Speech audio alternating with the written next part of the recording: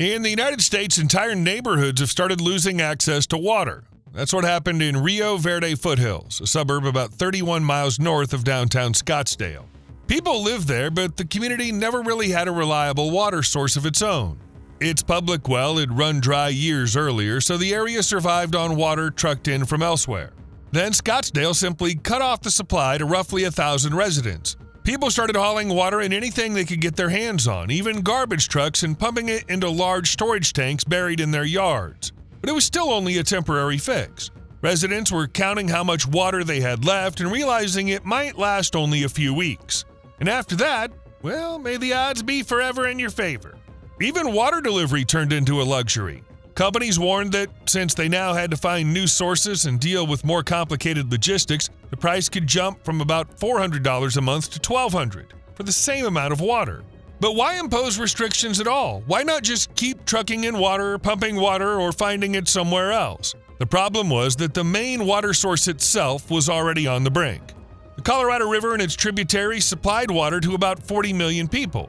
7 western states depended on that system, along with dozens of tribal communities and parts of Mexico. It was a massive water artery, the foundation for cities, farms, and everyday life across an extremely dry region. But since 2000, the Colorado River has been carrying about 20% less water than it did during the 20th century. And over the past 2 decades, the river basin has lost several cubic miles of groundwater, mostly because people were taking out too much. Drought and weak snowpack only made things worse. And naturally, people started to panic.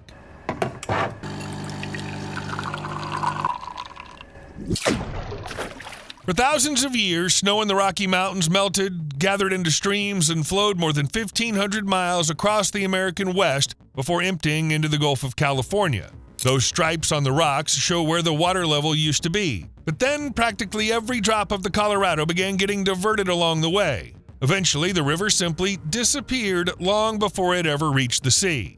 And the forecasts weren't exactly comforting. Experts warned that if the system kept operating the way it always had, then by mid-century, nearly 30% of the river could run dry. And by the end of the century, the Colorado could disappear altogether. Starting to feel the scale of the problem? Well, hold on, that was only the beginning. To really understand what was happening, you first had to understand what this river meant to the entire region. In the mid-1800s, as white settlers pushed west, they didn't arrive in some convenient empty place just waiting for towns to be built. What they found was dry, harsh, and deeply unforgiving. You know, deserts, mountains, cacti, brutal heat, enormous distances, and almost no water. Nobody was exactly eager to settle there until they found the Colorado River, the treasure that changed everything. In the middle of the desert, it was basically the only reason anyone could stay there at all. Its water was diverted into canals, pipes, and fields. That helped agriculture expand across roughly 5 million acres, and it gave cities from Denver to Los Angeles a chance to, well, basically to exist. Gradually, life across 7 states and northern Mexico was built around the Colorado. Without the river, this wouldn't have been some promising area for development. It would have been a giant dead zone you'd want to drive through as fast as possible, and God help you if your car breaks down on the way. So the Colorado wasn't just some river in the background. For a long time, it had been woven into the most ordinary parts of daily life. When someone in a western state washed the dishes, brushed their teeth, or filled a glass of water, there was a good chance that water had come from the Colorado. They just didn't have to think about it for a long time, which, as it turned out, was a mistake. So here's how it went. In 1922, the 7 states signed the Colorado River Compact. The water was divided between the upper and lower basins, rights were assigned, volumes were written down, everyone got their share, and so on. At the time, there seemed to be so much water that they divided it up generously. No one seriously imagined that one day the river might simply be gone. But the region kept growing. Since 1922, the population of the Colorado River Basin has increased by roughly 9 times. Cities that depended on the Colorado became much larger. Los Angeles, Las Vegas, Denver, Phoenix. All of them were drawing water from a river that had once been treated as almost endless. Las Vegas made that growth especially easy to see. In 1922, about 2,000 people lived there. Today, the metro area is home to nearly 2 million. Basically, the deal was made for one reality, but by the time they started demanding the water, it was a completely different world. And the problem wasn't that people suddenly got greedy and started using too much water. it was simpler than that. There were just far more people, and the river could no longer keep up with the amount of water being taken from it. And things only got worse. The water from the Colorado River wasn't just needed for showers, farms, and dishwashers. Electricity depended on it too. The two largest reservoirs in the United States, Lake Mead and Lake Powell, fed Hoover Dam and Glen Canyon Dam. Normally, reservoirs like these work like enormous water banks. You store water, control its release, send it through turbines, and generate power. But when the water level drops too far, the whole system starts to break down. There's a critical threshold, the minimum level at which the dams can still generate electricity and operate normally. If it falls below that, you're facing the risk of losing power. And it became clear that with just a little more decline, the dams could turn into little more than pass-through structures. Water would simply flow through them with no real reserve left behind. At some point, there might not even be enough water to run the turbines. And Hoover Dam alone supplies electricity to roughly 1.3 million people. So if a system like that stops functioning properly, it's no longer just a problem or a temporary inconvenience. It would be a catastrophe, a water crisis and an energy crisis at the same time. But then came an unexpected idea. If there isn't enough water, maybe the solution is to build another canal or a pipeline, another massive system that would take water from the river and move it to where it's needed. You'd think that if a river's drying up, maybe the last thing you should do is drain it even more. But no, projects like that were actually on the table.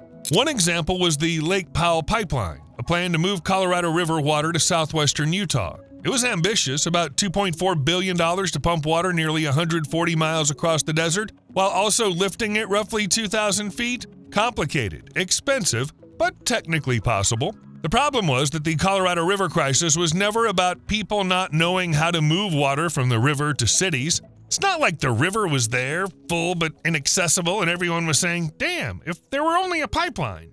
There were pipelines. Far too many of them. So a new canal or a new pipeline from the very same river wasn't going to solve the crisis. It would only give the old system one more way to take water out. It was like trying to save an empty wallet by sewing on another pocket. No matter how many pockets you add, there still isn't any more money inside. And Arizona already had a canal like that. The Central Arizona Project is a massive feat of engineering, a 336-mile diversion canal. Essentially, it's an artificial river built specifically to pull water from the Colorado River and carry it deeper into the desert. It took about 20 years to build and cost more than $4.4 billion. At the time, it looked like a triumph over nature. Because Arizona couldn't live on groundwater forever. The population was growing, cities needed to expand, farms needed irrigation, so what they needed was something reliable, a system that could simply take water from the Colorado River and carry it to the places where nothing could function without it. That's how this canal came to be. And for a while, it carried so much water that people compared its flow to the River Thames in London. At certain times, it carried even more. Arizona basically built itself a river by borrowing from another river. And then things started falling apart. Once it became clear that the Colorado River could no longer handle that kind of pressure, the cutbacks hit Arizona's canal directly. Or more precisely, the people and industries that depended on it. So building yet another canal was never going to help a river that was already drying up. They needed a different idea. But what idea exactly? Reservoirs were dropping to dangerously low levels. The drought had dragged on for more than 2 decades. Even good rain years didn't really change the bigger picture. It was like someone losing their job, losing their house, and then finding a $20 bill on the street.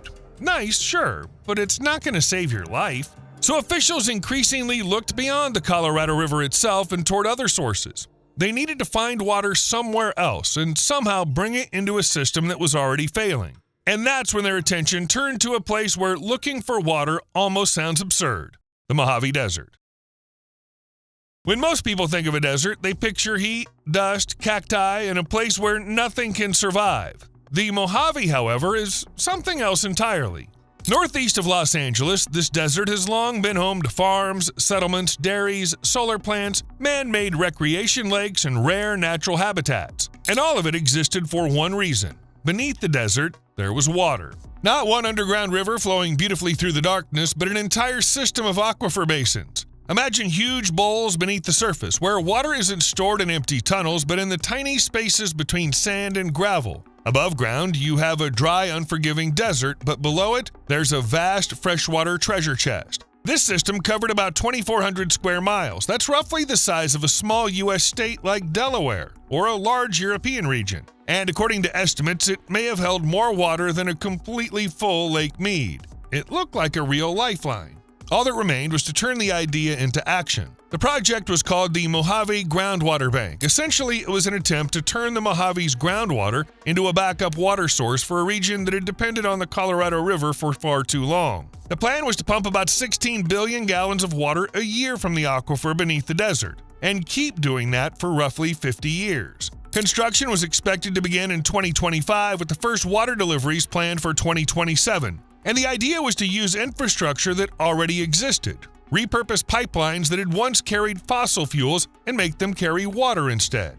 There's probably a joke here about water being the new oil, but I couldn't come up with one. Feel free to write yours in the comments. According to the project's supporters, the system could provide about 24 billion gallons of water per year. It would also store water during wetter years and hold it underground until the next drought. So the Mojave Groundwater Bank is not just another water project in the desert, it's seen as an alternative to the Colorado River. If the river could no longer provide for everyone, then water had to be found somewhere else. Or, everyone could just move away together. But that's not exactly a great plan. And this could have been the end of the video, except the project wasn't enough, because groundwater in the Mojave isn't just some magic faucet you can turn on and forget about. Almost immediately, the project became one of the most controversial water proposals in the American Southwest. Supporters saw it as a way out. If the Colorado River could no longer keep up, then other sources had to be used. But critics saw it differently. They worried that people were about to repeat the same mistake, only this time underground.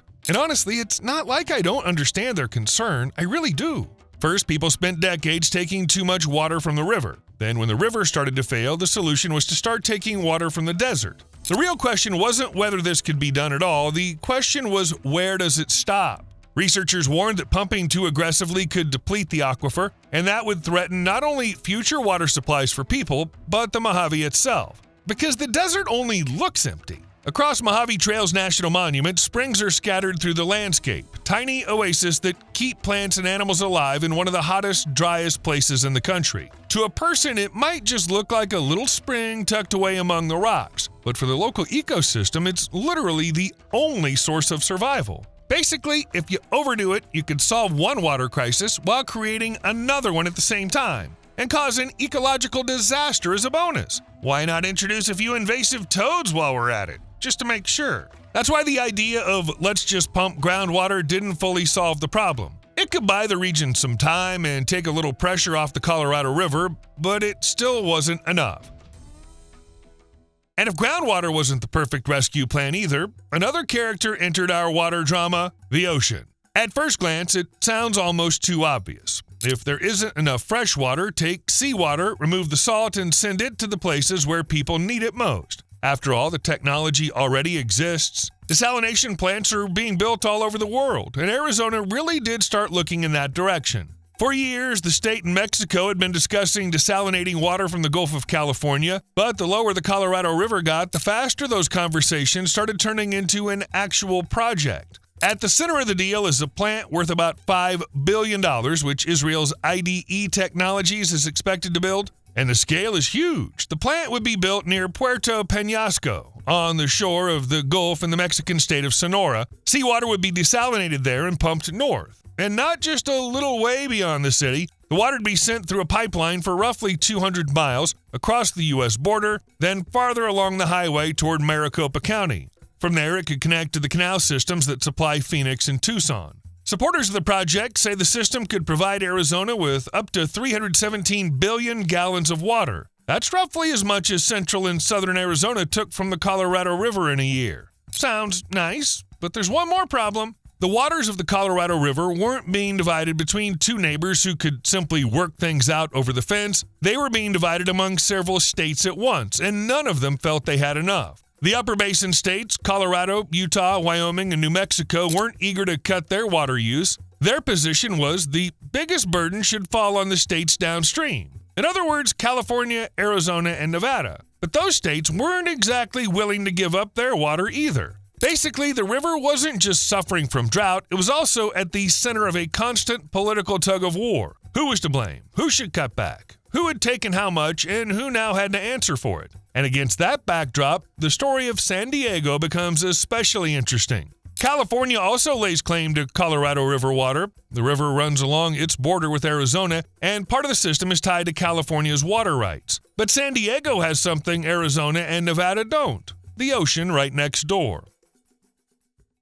About 10 years ago, when the county was facing water shortages, it launched its own desalination plant. Seawater was stripped of its salt and then pushed through a pipeline system to consumers. To make that possible, they built a pipeline running through 3 cities with large underground tunnels about 6.5 feet in diameter. And years later, that produced an unexpected result. The San Diego County Water Authority ended up with a water surplus. In other words, the city found another source of water and not only covered its own needs, it could now sell part of its Colorado River water rights to Arizona and Nevada. Let me clarify, just in case this is starting to get confusing. If San Diego takes less water from the river, that water can go to places where replacing it's much harder. California, with access to the ocean, has a much easier path toward expanding desalination. Arizona and Nevada, on the other hand, would first have to somehow reach the sea, which, let's just say, is not exactly simple.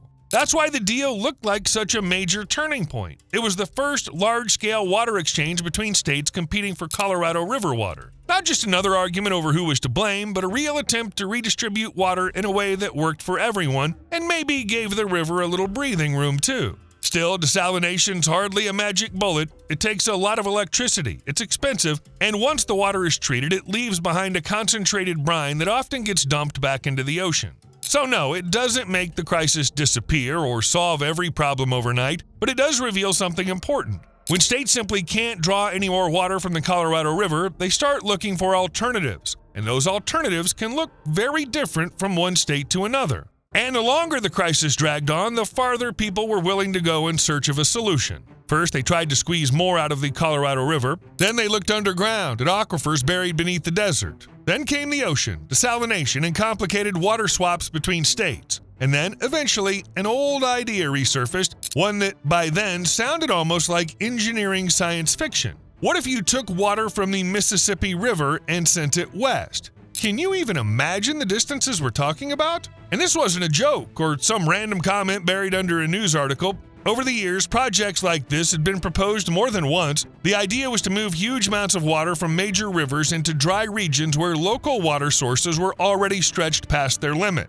In 2021, the Arizona legislature even passed a measure urging Congress to study whether floodwater from the Mississippi could be pumped into the Colorado River. The logic was this: when the Mississippi floods, instead of simply letting all that water continue downstream, part of it could be captured and sent to a place where water is desperately scarce. On paper, it sounded almost perfect. The East has too much water, the West has too little. So just connect the two and everyone wins. And maybe that would have worked if reality hadn't stepped in again with all its annoying little rules. Because in the real world, moving that water would require a gigantic engineering artery stretching across half the continent. Water from the lower Mississippi would have to be collected, pushed through a network of pumping stations, and lifted thousands of feet up from the wet lowlands of the Midwest. Then it wouldn't flow through a natural riverbed. It would move through enclosed concrete canals and pipelines across the Great Plains. Almost like freight moving through a logistics system.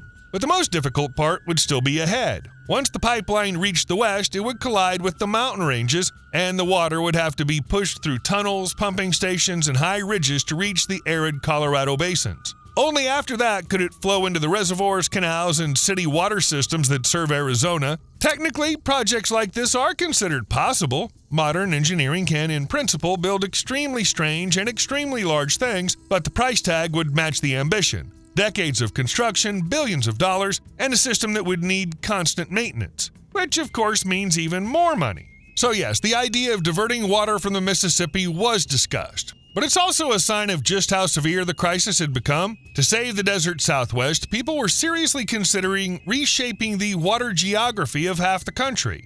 And the funniest thing, or maybe the most revealing thing, is that ideas like this had been floating around in the United States for a long time. As far back as the 1960s, people were discussing massive schemes to move water across the continent. One of the most famous proposals involved redistributing water from Alaska through a vast system of reservoirs and canals. It sounded grand. Take water from a place that had plenty of it and send it to a place that didn't. But projects like these usually ended the same way. At first, they looked like bold solutions, then people started adding up the money, the land, the energy, and the risks, and realized that boldness alone only gets you so far. Because technically, it really could be built. Engineers didn't even argue with that. We have pumps, we have canals, we have tunnels, we have pipes, so how could anyone say it was impossible? Humans can run infrastructure across mountains, deserts, and plains if they want it badly enough, but there's always been a huge gap between we can build it and we should build it. To simply refill Lake Powell and Lake Mead, you'd need to buy about 13 trillion gallons of water. Even at 1 cent per gallon, that'd cost more than $134 billion, and that's just the water. On top of that, you'd have construction, land acquisition, maintenance, pipes, canals, pumping stations, and the electricity needed to move that flow across the Western Continental Divide. So the water's basically free until you decide to drag it halfway across the country. And a system like that would also require taking over enormous stretches of land, cutting through landscapes with infrastructure, and passing through landscapes already inhabited by animals, plants, and people. On top of that, moving water over such distances could create the perfect corridor for a whole new set of problems. Because when you connect water systems that are very far apart, the water isn't the only thing that moves. Fish, eggs, seeds, spores, microorganisms, all the life forms that previously couldn't just cross from one basin into another could travel with it. For ecosystems, that means the risk of invasive species spreading into new territory and causing a chain of ecological problems. That's exactly why the Mississippi idea became such a revealing example. It wasn't impossible. In fact, it was very much within the realm of possibility.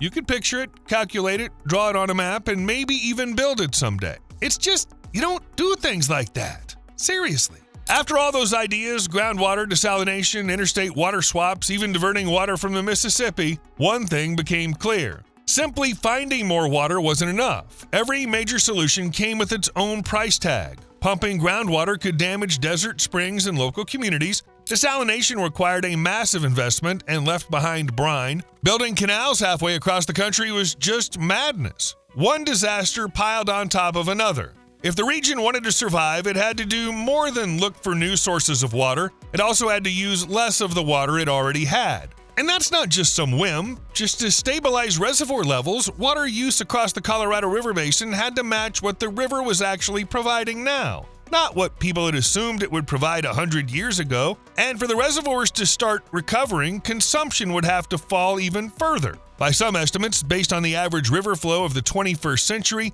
cutting water use by about 13 to 20% could stabilize the system and partially rebuild the reservoir's reserves. So in other words, the problem wasn't that someone was banning long showers just to be annoying. There really was less water, and the math simply stopped working. And water restrictions didn't come out of nowhere. In Arizona's largest cities, conservation requirements had already been in place for more than 40 years. Water providers had to monitor consumption, report on it every year, and meet strict standards. Conservation had been part of everyday life for a long time. It just used to feel like boring bureaucracy buried somewhere in annual reports. Now it was obvious why it had mattered all along. Because new sources of water can help, but they don't change the core fact. If a region keeps using more water than it can get, no pipeline, no desalination plant, and no underground reserve is going to save it. You owe me a like.